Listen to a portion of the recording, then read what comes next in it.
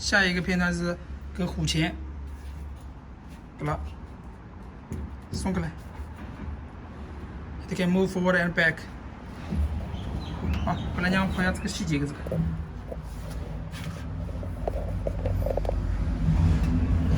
碰到了。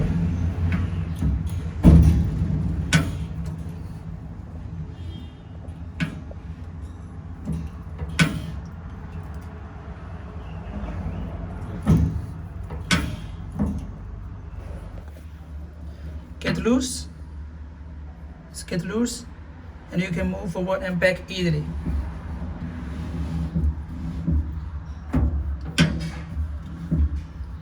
Get it tighten. You cannot move at all. It's driven by this screw by the small motor. Now this video shows how you manually feed the stone. 拿出，往里转。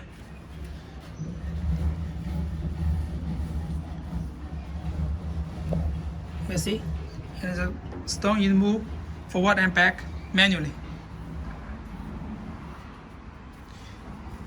要对准了的，对准了。